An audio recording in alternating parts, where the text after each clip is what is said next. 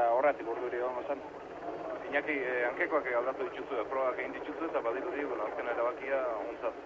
Bueno, beak entrena hori konsideratu ez, zehoz pixkat aldatzen mertzela, ritmo asunton da bar, da bentsatzet hankeko korretik aldatu ditula. Donostia aurretik joan den igandean, 15 segundutako abantaila hori kentzeko modurik. Oso zaila da, gainez garko itxaso bariakin oso zaila esatea bentaja horiek ateatzea. Bale, besterik ez eskerrik asko. Bale, gertzu Hor izan dugu beraz Oriotarren lehendakaria, baina ez dago ez arrokeri hautiegirik. Hemen dugu berriz helikopteroko erreferentzi zuzena, eta traineru batetako diferentzia ez dago, eta Santoñare Lucia nahiko txukun ari da. Bai, hogein ikuste iruditan, Santoña ez da asko azteak ez ditu.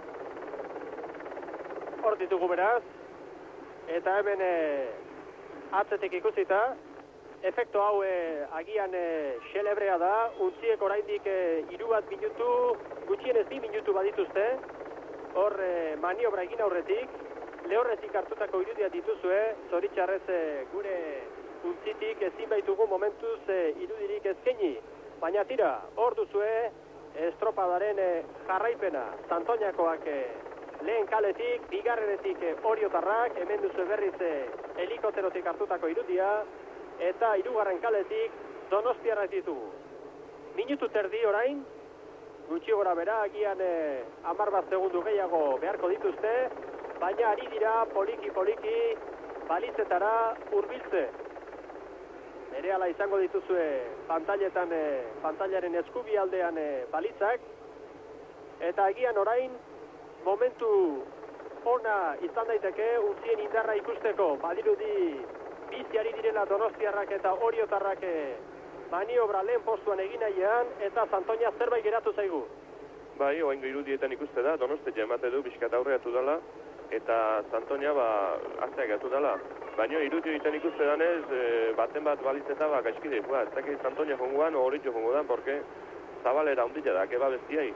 Hor galtzia do, 5 segundu hain balizan bila zein jun berdun, bireik galtzio inberdu. Ikusi egin beharko beraz, nor joan den bere kaletik kanpora, agian Santoña eta Orioren artean tarte desentea dugu, eta ez dakit ez ote duen estriborera jo beharko, Elizalde Oriotarren patroia. Dena dela, guzti barruan ariren jendeak daki inor baino hobeto zer egin behar den, eta ikusi egin beharko orain nola moldatzen diren untziak maniobra egiterakoan. Hemen ditugu, eta ez Oriotarrak bide egokitik ari dira, eta Donostiarrak dira orain zerbait atzean geratuko direna. Hor duzu erreferentzi bikaina, helikopterotik hartutakoa, Oriorentzat 10 minutu eta 9 segundu, eta jaun Andreok ez dago ez arrokeririk Donostia eta Santoñaren artean pare-parean beraz, eta azten olako burruka. Ikusi dugu beraz, Luxiak aurreratu digun bezala, bazegoela horre goraberaren bat, eta gorabera Luis Carril untzian izan dugu. Bai, nik uste dut, uara zea juntala, bueno, Luis Carrilena baino gehiago nik uste daikotzeko dela Santoñena. Santoña bastante ezigorretik junda. Ikusiko dugu beraz orain bueltan zer gertatzen den, bien bitartean hemen dugu berriz ere maniobra. Oriotarrak bigarren kaletik aurretik izan ditugu, pare bat segundu bai, eta bigarren posturako Donostia eta Santoña biak burruka bizian. Hor duzu berriz ikusita maniobra, eta ezakit Txemi Galarragak izango dituen jadanik epailek hartutako denborak. Aurrera Txemi? Ba ez, Mikel Lazabaz, epailek ezin izan dute balitzako maniobra horretako denborarik eskaini, eta beraz, guk esan dako denborarekin konformatu behar.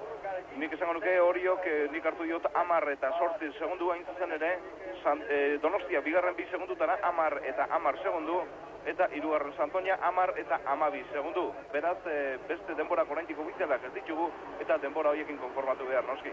Badirudi beraz epailentzat ere zailtasunak direla gaurkoan, eta hemen ditugu berriz untziak bigarren luzean. Oriotarrek lortu dute traineru batetako abantaila Donostiakoekin konparatu ezkero, eta Donostia orain bigarrena dugu Santoñaren aurretik. Hor dituzue berriz untziak, hemen Santoñakoak, eta egia zan Kantabria rauentzat desientea izan da txanda honetan parte hartzea. Pronostikotan ez zegoen lekurik Santoñakoentzat, eta hor Txernojuz kontra egindako kanporak eta zaioan gutxienez moldatu egin ziren, eta gaurkoan konsolazio txanda honetan parte hartzea, sari desientea izan daiteke Santoñakoentzat, Lucia. Bai, nik uste dut, beak esperantzek harriko zuten, baina kontrarreloj hartan ez zutela puesto egan, ez? Baina, kondizio txarra tokatu zian, da berak estropa barru etortzen bastante politin zuten, eta hortxe daude. Ia, ez dago kenteikan kontxan kontrolazion zartiare bastante papelona dela. Hor ditugu besteak beste, zuen untzia, eta Hondarribiakoen untzia kanpoan, beraz, bada bai gauza desientea, kontxako estropa dauetan parte hartzea. Hemen ditugu konsolazio txanda honetako protagonistak, aurretik Oriotarrak, bigarren Donostiarrak, irudietan dituzue Donostiko gizonak Claudio Etxeberria Gorriaren agindutara, hemen berriz ere helikoteroko erreferentzi zuzena, eta hirugarren postuan Santoña. Oriotarrak nahiko txukun ari dira gaurko honetan, eta kontutan hartu behar dugu, Donostiak lehen egunean egindako denbora 21 minutu eta 2 segundu, eta Oriok 21 minutu eta 17 segundu. Bi untzi hauen artean, beraz, 15 segundutako diferentzia, eta ez dutuzte gaurko honetan Oriok horrelako diferentzia handia lor dezaken Lucia. Ez oso zaila da, porque 13 segundo uste dakela, eta hori bentaja handi xamara da, ez? Baina gaur uste aipatzeko dela, lehenko igandien baino, bastante denpo hori indutela kanpora guten enbarkazioanak. Hala da bai, ia minutu erdi pasatxo.